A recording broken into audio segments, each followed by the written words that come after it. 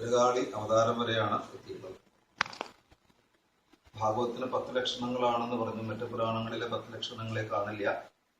അതിലെ സർഗം ഭഗവാന്റെ വാക്കനുസരിച്ച് ബ്രഹ്മാവിൽ നിന്നും ഉണ്ടായ സൃഷ്ടികളാണ് സർഗം.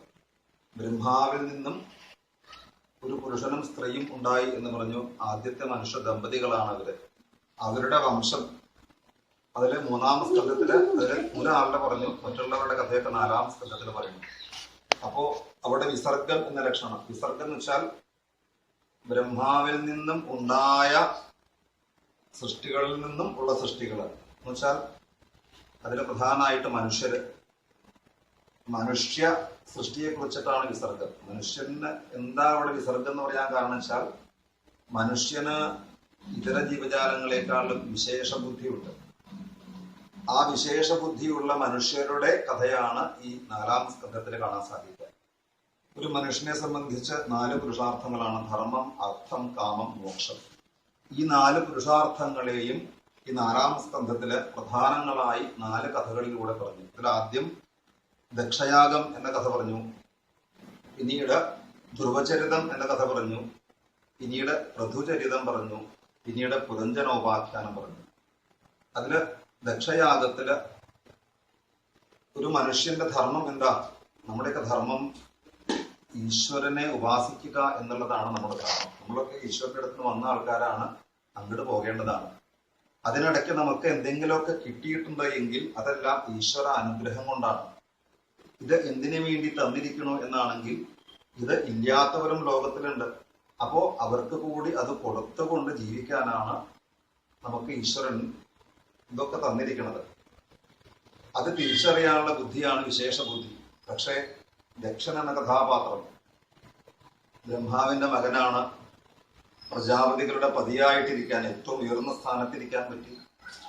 സംഹാരസ്വരൂപനായിരിക്കുന്ന മഹാദേവനെ തന്റെ മകളുടെ ഭർത്താവായി മകൻ എന്ന ഭാവത്തിൽ നേടാൻ പറ്റി. ഇങ്ങനെയൊക്കെ ഉയർന്ന അവസ്ഥകളിൽ എത്തിയിട്ട് ദക്ഷൻ എന്തുണ്ടായി? ഇതൊക്കെ ഈശ്വരൻ തന്നതാണ് എന്ന് തിരിച്ചറിയാൻ പറ്റിയില്ല. തന്റെ കേമത്വം കൊണ്ടാണ് അതൊക്കെ നേടാൻ പറ്റിയത് എന്ന് അഹങ്കരിച്ചു. ആ അഹങ്കാരം കൊണ്ട് ദക്ഷന് നാശം വന്നു, അഥവാ ആടിന്റെ തല വെച്ച് വന്നു എന്നൊരു കഥയാണ്. ആ കഥയിൽ സതീദേവിയെ കാണിച്ചിരുന്നു. എന്താ? ശിവനെ ഒരിക്കൽ ശിവന്റെ അടുത്ത് നിന്നും ഈ ദക്ഷന്റെ അടുത്തേക്ക് യാഗം കാണാൻ എന്ന ഭാവത്തിൽ അവിടുന്ന് പോകും. എന്നുവെച്ചാൽ ഈശ്വരനെ വിട്ടുപോയി. ഈശ്വരനെ വിട്ടുപോയാൽ നമുക്ക് വിപരീതമായിട്ടുള്ള അനുഭവങ്ങളാണ് ഉണ്ടാവുക. സതീദേവി യാഗശാലയിൽ എത്തിയപ്പോൾ കണ്ടതൊക്കെ നേരെ താൻ ഉദ്ദേശിച്ച പോയതിന്റെ വിപരീതമായിട്ടുള്ള കാര്യങ്ങളാണ്. തിരിച്ച് ആ ശരീരം എടുത്തുകൊണ്ട് ആ ശരീരം വെച്ചുകൊണ്ട് ശിവന്റെ അടുത്തേക്ക് എത്താൻ ആഗ്രഹമില്ല എന്ന് ഉറപ്പിച്ച സതീദേവി മനസ്സുകൊണ്ട് ഭഗവാനെ പ്രാപിച്ചു. മനസ്സ് ഭഗവാനിൽ ഉറപ്പിച്ചുകൊണ്ട് ഈ ശരീരത്തിനെ ഉപേക്ഷിച്ചു. അപ്പൊ ഈ ശരീരം എന്നുള്ളത് എന്തിനു വേണ്ടിയിട്ടാ? ഈ മനസ്സ് ഭഗവാനിൽ ഉറപ്പിക്കാനാണ് ഈ ശരീരം എന്നുള്ളത്. അപ്പോ നിരന്തരം ഈശ്വരനെ തന്നെ ചിന്തിക്കുക, ഈശ്വരനെ വിട്ടുപോവാതിരിക്കുക, ആ ഈശ്വരനിലേക്ക് എത്തുക, ഇതാണ് വേണ്ടത്, ഇതാണ് നമ്മുടെ ധർമ്മം എന്ന് സതീദേവി അവിടെ പഠിപ്പിച്ചു തന്നു. മറിച്ച് സ്വാർത്ഥത എന്നുള്ളത് നമ്മുടെ അധർമ്മമാണ്. അതുകൊണ്ട് നാശമേ ഉണ്ടാവുള്ളൂ.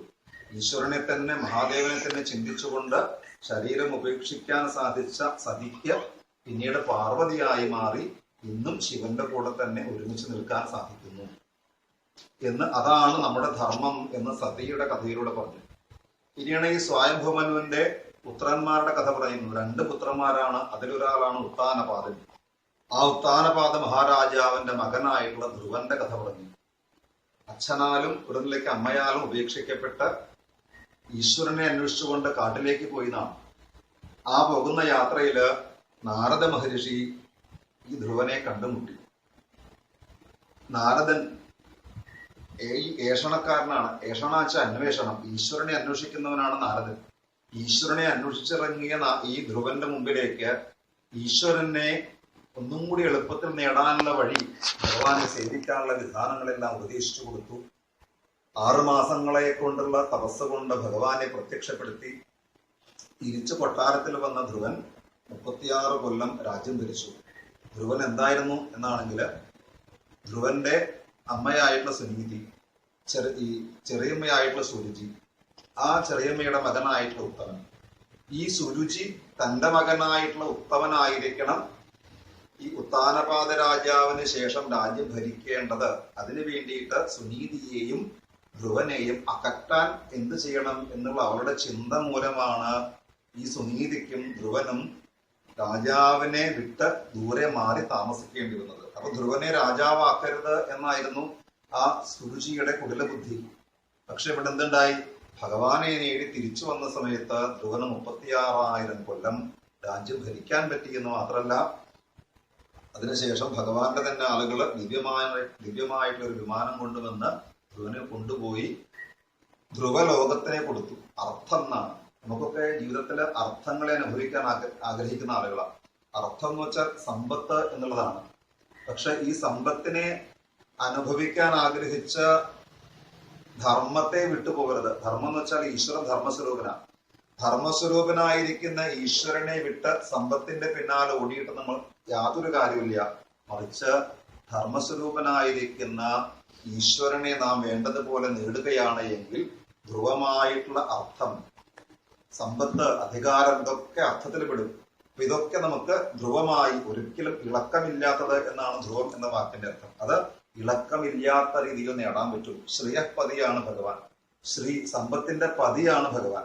ഭഗവാനെ വിട്ട് സമ്പത്തിന്റെ പിന്നാലെ പോയാൽ കിട്ടില്ല. മറിച്ച് ഭഗവാനെ നേടിയാൽ ഭഗവാന്റെ പത്നിയായിട്ട് ലക്ഷ്മിയും ഭഗവാന്റെ കൂടെ എന്നും ഉണ്ടാവും. ലക്ഷ്മിയെ നേടാൻ ഒട്ടും എളുപ്പമല്ല, എന്നാൽ ഭഗവാനെ നേടാൻ വളരെ എളുപ്പമാണ്.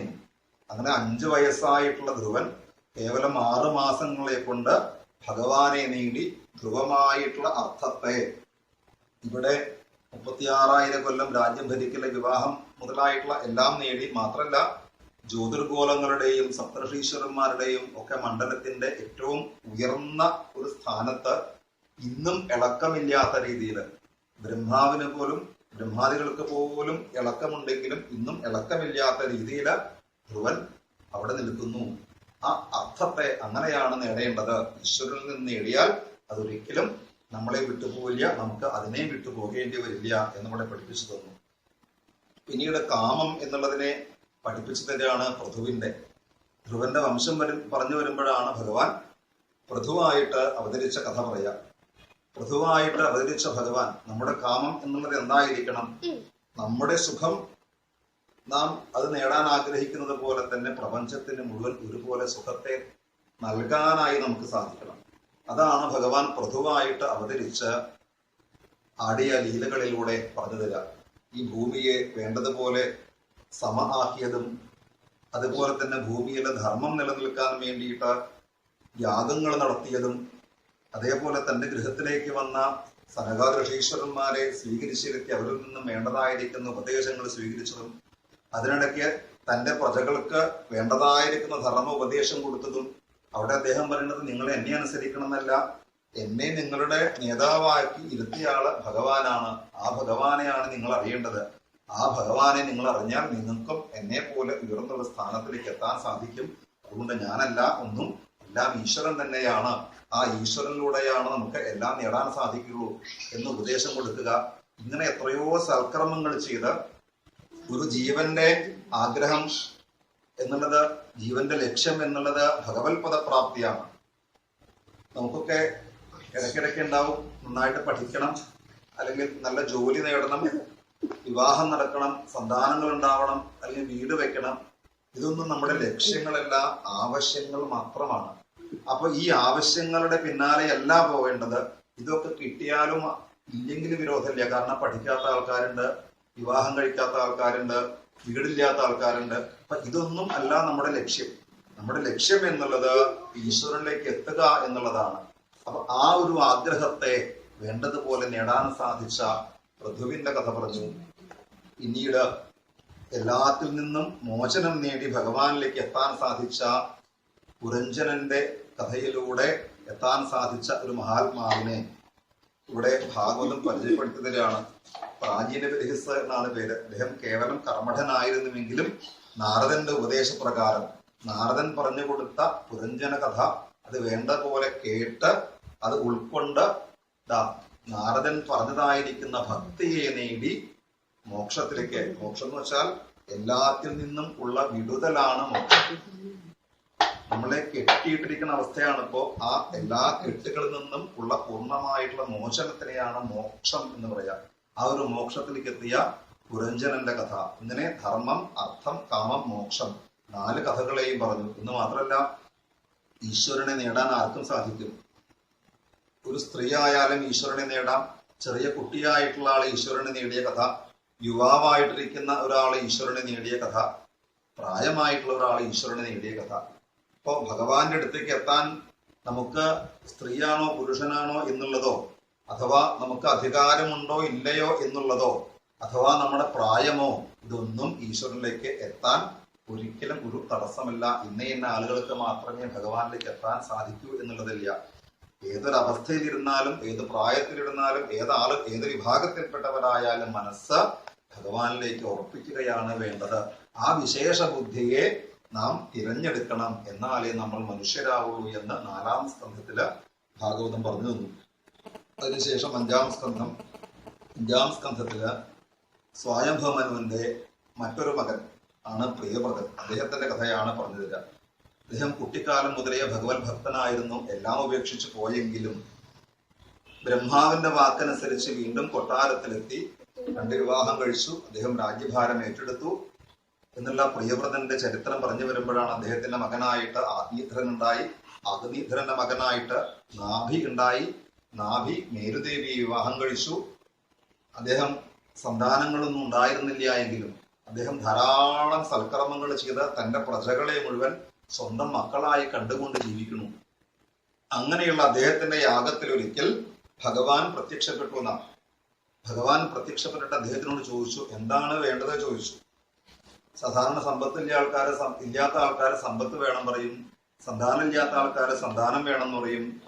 അങ്ങനെ ഓരോരുത്തരും ഓരോന്ന് ആവശ്യപ്പെടും. പക്ഷെ ഇദ്ദേഹം ആവശ്യപ്പെട്ടത് അതൊന്നുമില്ല. കാരണം ഇതൊക്കെയുള്ള ആളുകൾക്ക് പോലും എന്തുണ്ട്, ദുഃഖം എന്നുള്ളതുണ്ട്.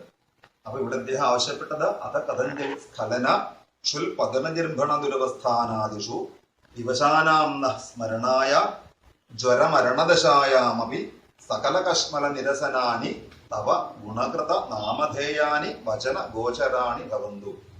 ഏതൊക്കെ അവസ്ഥയിലൂടെ സഞ്ചരിക്കേണ്ടി വന്നാലും ഈശ്വര, എനിക്ക് എല്ലാ ദുഃഖങ്ങളെയും ഇല്ലാതെയാക്കി തീർക്കുന്ന അവിടുത്തെ തിരുനാമങ്ങളെ ജപിക്കാൻ സാധിക്കണേ. ഇതാണ് അദ്ദേഹം പ്രാർത്ഥിച്ചത്. നമുക്കൊക്കെ സാധാരണ ആരും പ്രാർത്ഥിക്കാത്തൊരു കാര്യമാണ്. ഭഗവാന്റെ നാമം ജപിക്കാൻ ശക്തി തരണേ എന്ന് മാത്രമാണ് നമ്മൾ പ്രാർത്ഥിക്കാത്തത്. മറ്റെല്ലാത്തിനും പ്രാർത്ഥിക്കും. എന്തുകൊണ്ട് അത് ചോദിക്കാൻ സാധിക്കണില്ല എന്നാണെങ്കിൽ, മനസ്സ് ശുദ്ധമായവർക്ക് മാത്രമേ ഇത് ചോദിക്കാൻ സാധിക്കുള്ളൂ. ആ മനഃശുദ്ധിയുള്ളവർക്ക് മാത്രമേ ഭക്തി അത് വേണ്ടതുപോലെ ഉണ്ടാവണം എന്നൊരാഗ്രഹം, ഭഗവാന്റെ തിരുനാമം ജപിക്കണം എന്നുള്ള തോന്നൽ ഉണ്ടാവുള്ളൂ. ആ മനഃശുദ്ധി ഉണ്ടെങ്കിലോ, മനഃശുദ്ധി ഉണ്ട് എങ്കിൽ മറ്റൊന്നും തന്നെ നേടേണ്ട കാര്യമില്ല. മനഃശുദ്ധി കൊണ്ട് നമുക്ക് എന്ത് വേണം. ഭട്ടതിരിപ്പാട് നാരായണത്തിൽ എഴുതി വെച്ചു, അനഭ്യർത്ഥിതാനഭ്യർത്ഥാൻ കാമാൻ അജസ്രം വിതരതി പരമാനന്ദ സാന്ദ്രാം ഗതിംച. നമ്മൾ ചോദിച്ചതും നമ്മൾ ചോദിക്കാത്തത് പോലും ഭഗവാൻ അങ്ങനെ തന്നുകൊണ്ടിരിക്കുന്ന, നമ്മുടെ മനസ്സിന് ആഗ്രഹങ്ങളാണെങ്കിൽ ഓരോന്ന് ചോദിച്ചു മേടിച്ചാൽ ആ ആഗ്രഹങ്ങളിലൂടെ തന്നെ നമുക്ക് നാശം സംഭവിക്കുമെങ്കിൽ, മനസ്സ് ശുദ്ധമാണെങ്കിൽ നമ്മൾ ചോദിക്കേണ്ട, നമുക്ക് എന്ത് വേണമോ അത് ഭഗവാൻ കൊണ്ടുവന്ന് തരുന്ന ഭാഗവതത്തില്. ഇപ്പോ 4 ദിവസം മുമ്പ് ഒരു കഥ ഉണ്ടായത് ഇപ്പൊ ഫേസ്ബുക്കിലൊക്കെ കാണാം.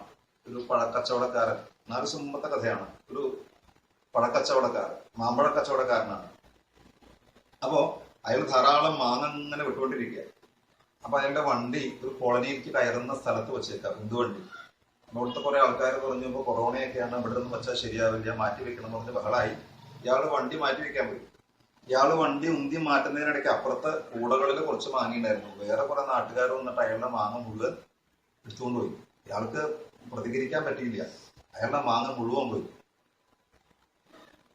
ഇയാൾക്ക് എന്തെന്നില്ലാത്ത വിഷമം. ഇത് മുഴുവൻ ഒരാള് മൊബൈലിൽ വീഡിയോ എടുക്കണ്ടായിരുന്നു. നേരെ ന്യൂസ് ചാനലിന് കൊടുത്തു. ന്യൂസ് ചാനലിൽ കാണിച്ചു. അങ്ങനെ കാണിക്കുമ്പോൾ ഇയാളുടെ ബാങ്ക് അക്കൗണ്ടിന്റെ വിശദ വിവരം കൂടി അതിൽ എഴുതി കാണിച്ചു. കുറച്ച് കഴിഞ്ഞപ്പോഴേക്ക് എന്താ വെച്ചാൽ ഇയാളുടെ അക്കൗണ്ടിൽ 8 ലക്ഷം രൂപ വന്നതാണ്.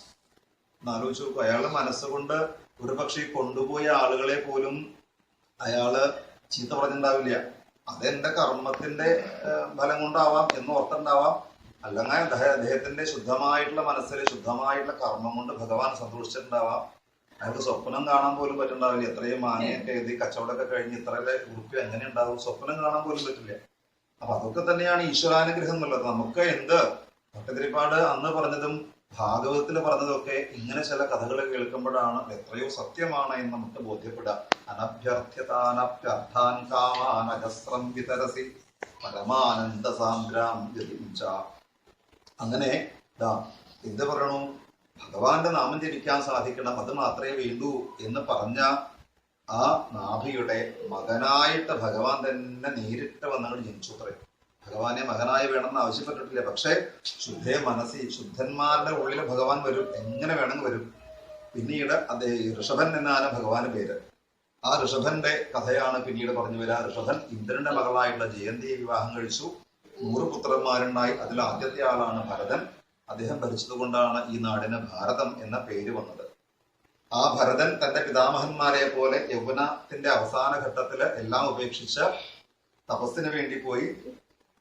അദ്ദേഹം പുലഹാശ്രമത്തിൽ തപസ് അനുഷ്ഠിച്ചുകൊണ്ടിരിക്കുന്നു.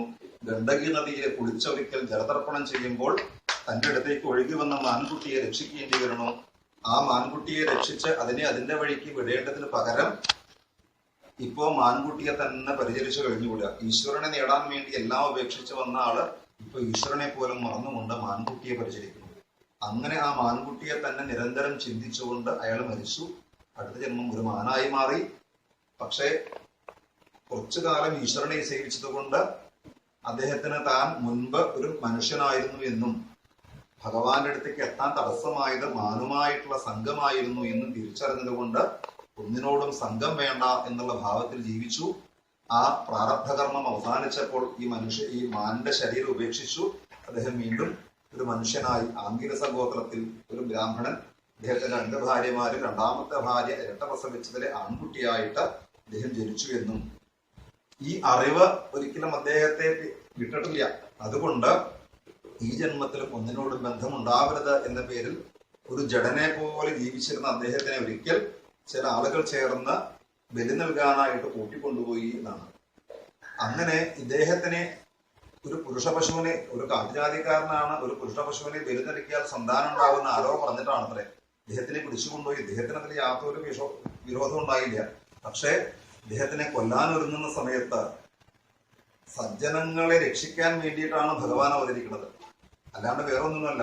ഇവിടെ ഈ ഭരതനെ രക്ഷിക്കണം എന്ന് ഉറപ്പിച്ചുകൊണ്ടതാ ഭഗവാൻ അവിടെ ഭദ്രകാളി ക്ഷേത്രത്തിന്റെ മുമ്പിലാണ് ഈ ചടങ്ങുകൾ നടക്കുന്നത്. അതുകൊണ്ട് ആ ഭദ്രകാളിയിൽ ആവേശിച്ച സാക്ഷാൽ ഭദ്രകാളിയായി അവതരിച്ചു എന്ന് മാത്രമല്ല, സകല ദുഷ്ടന്മാരെയും നിഗ്രഹിച്ച ഭരതനെ രക്ഷിച്ച ഒരു രംഗമാണ്. എന്നിട്ട് ഭാഗവതം പറയണു, ഭഗവാൻ ഇങ്ങനെ ഭാഗവതന്മാരെ രക്ഷിക്കാൻ വേണ്ടിയിട്ട് ഏതൊരു സമയത്തും ഏത് രൂപം കെട്ടാനും തയ്യാറായി നിൽക്കുന്ന ആളാണ് ഭഗവാൻ. നമുക്കറിയില്ല ഏതാണ് ആപത്ത് ഏതാണ് സമ്പത്ത് എന്ന്. സമ്പത്താണ് എന്ന് വിചാരിച്ച് നാം ഒരുപക്ഷെ പിടിക്കുന്നത് ആപത്തിനെയായിരിക്കും.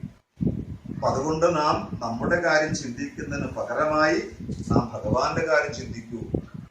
എന്നാൽ നമുക്ക് നമ്മുടെ കാര്യം നടത്തുന്നതിനേക്കാളും ഭംഗിയായി ഭഗവാൻ നമുക്ക് വേണ്ടതായിരിക്കുന്ന എല്ലാ കാര്യങ്ങളും നടത്തും. ഭഗവാൻ നമുക്ക് വേണ്ടതായിരിക്കുന്ന എല്ലാ രക്ഷയും ചെയ്യും. അതുകൊണ്ട് ആ ഈശ്വരനെ സേവിക്കൂ എന്ന് ഈ കഥയിലൂടെ ഭാഗവതം നമ്മളെ ഓർമ്മിപ്പിച്ചു തരികയാണ്. ഭദ്രകാളി അവതാരമാണ്. ഏതാണ് ശ്ലോകത്തിലൂടെ വായിക്കാൻ പോകുന്നത്. ഭദ്രകാളീപുരുഷപശും ആലപദാപത്യകാമഃ തസ്യ ദൈവമുക്തസ്യ പശോഃ പദവീം തദനുചരാ പരിധാവന്തോ നിശിനിശീഥ സമയേ തമസാ മൃതായമാൻ അധിഗത പശവ ആദസ്മികേന വിധനാ കേദാരാൻ വീരാസനേന മൃഗവരാഹാദിഭ്യ സംരക്ഷമാണമങ്കിര പാപരസുതമപശ്യൻ അധത ഏന മനവദ്യലക്ഷണമമൃശ്യ ഭർതൃകർമ്മ നിഷ്പത്തിം മന്യമാനാബദ്ധ്വാ ദശനയാ ചണ്ഡികാ ഗൃഹമുപതിന്യു മുദാ വികസിതവദനാഃ അഥ പ്രണയസ്തം സ്വവിധിനാഭിഷിച്യാഹതേന വാസസാച്ഛാദ്യഭൂഷണാലേ വസ്ത്രത്തിലകാദിഭിരുപസ്കൃതം ഭുക്തബന്ധം ധൂപദീപമാല്യലാചകിസലയാ അങ്കുരഫലോപഹാരോപേതയാ വൈശസ സംസ്ഥയാ മഹതാ ഗീതസ്തുതി മൃദംഗപണവഘോഷേണ ച പുരുഷവശം ഭദ്രകാള്യാ പുരത ഉപവേശയാമാസു